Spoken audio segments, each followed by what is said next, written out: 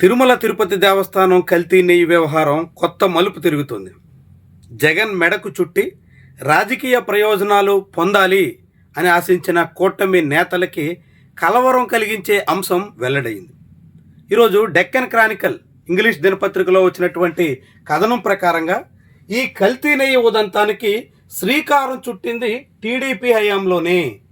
చంద్రబాబు ప్రభుత్వం అధికారంలో ఉండగానే, ఆయన గద్దె మీద ఉన్న కాలంలోనే ఈ బోలే బాబా లాంటి కంపెనీలకి నెయ్యి ఆర్డర్ ఇచ్చారు, అక్కడి నుంచి నెయ్యి సరఫరా జరిగింది అని సిట్ తేల్చినట్టుగా కథనం సారాంశం.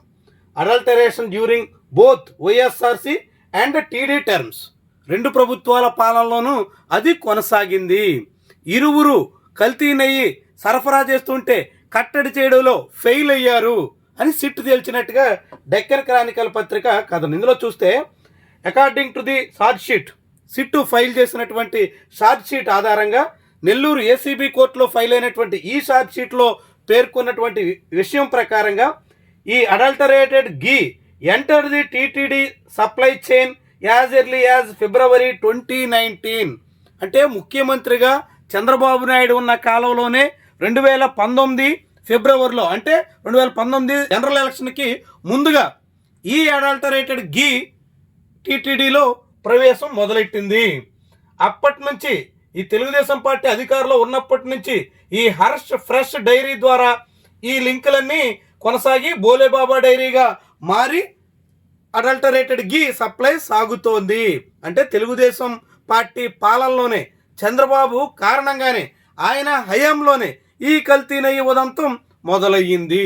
సిట్ చాలా క్లియర్గా చెప్పినట్టుగా ఈ పత్రికలో రాసినటువంటి కథనం తేట తెల్లం చేస్తుంది. నిజానికి తిరుమల తిరుపతి దేవస్థానంలో చంద్రబాబు ఆరోపించినట్టుగా, పవన్ కళ్యాణ్ వీరంగం చేసినట్టుగా అందులో జంతు కొవ్వులు, పందు కొవ్వులు, చేప నూనెలు అలాంటివేమీ లేవని చాలా క్లియర్గా సిట్ తేల్చేసింది. అందుకు ఎన్డీఆర్ఐ రిపోర్ట్ని ఆధారంగా మార్చుకుంది. ఎన్డీడీబీ రిపోర్ట్తో చంద్రబాబు నాయుడు రాద్ధాంతం చేస్తే ఎన్డీడీబీ రిపోర్ట్ చెల్లదు, ఎన్డీఆర్ఐ రిపోర్ట్ ఫైనల్ అంటూ తేల్చేసింది. అలా అధికారికంగా సిట్ వెల్లడించిన తర్వాత ఇప్పుడు మరొక అంశం ముందుకు రావడంతో చంద్రబాబు గొంతులో పచ్చి వెలక్కాయ పడ్డట్టు అయ్యింది. ఈరోజు కేబినెట్ భేటీలో కల్తీ నెయ్యి మీద మళ్ళీ చర్చించి వైఎస్ఆర్సీపీ మీద ఎదురుదాడికి పూనుకోవాలి అని టీడీపీ నాయకత్వం, కూటమి ప్రభుత్వం భావిస్తోంది. అదే సమయంలో అసెంబ్లీ సమావేశాల సందర్భంగా ఈ కల్తీ నెయ్యి చుట్టూ మళ్ళీ చర్చ జరిపి మళ్ళీ తిరుమల అంశాన్ని రాజకీయ ప్రయోజనాలు తగ్గట్టుగా మలుచుకునే విషయంలో మరొక అడుగు వేసేందుకు పూనుకోబోతుంది. ఇలాంటి తరుణంలో సిట్ రిపోర్ట్లో ఉన్నటువంటి అంశాలు వెల్లడవుతున్న కొద్దీ టీడీపీని, కూటమి నాయకత్వాన్ని ఉక్కిరి బిక్కిరి చేసే అంశాలుగా చెప్పాల్సి ఉంటుంది. ఎందుకంటే ఆ బోలేబాబా కాకుంటే దానికి ముందు హర్ష్ ఫ్రెష్ ఈ సంస్థ తిరుమలలో నెయ్యి టెండర్ల నిబంధనలు మార్చిన కారణంగా రంగప్రవేశం చేశాయి.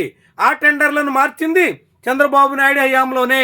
ఆయన కారణంగానే ఈ అడల్టరేటెడ్ ఘీ తిరుమలలో ప్రవేశించడం తలుపులు తెరిచినట్టుగా, ద్వారాలు తెరిచినట్టుగా మారింది అనే విషయం తేట తెల్లమైంది.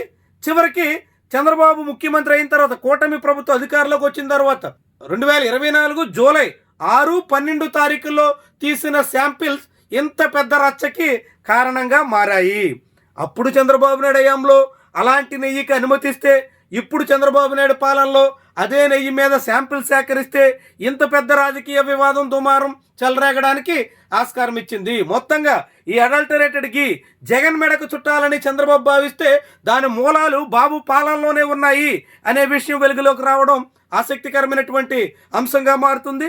రాజకీయంగా ఈ వివాదాన్ని కొత్త మలుపు తిరుగుతోంది. చంద్రబాబు నాయుడు ఎంతగా ప్రయాసపడినా, పవన్ కళ్యాణ్ ఎంతగా వీరంగం చేసినా చివరికి తమ గూటిలోనే మూలాలున్నాయి అనే విషయం ఇప్పుడు వెల్లడవుతున్నట్టుగా చెప్పాల్సి ఉంటుంది.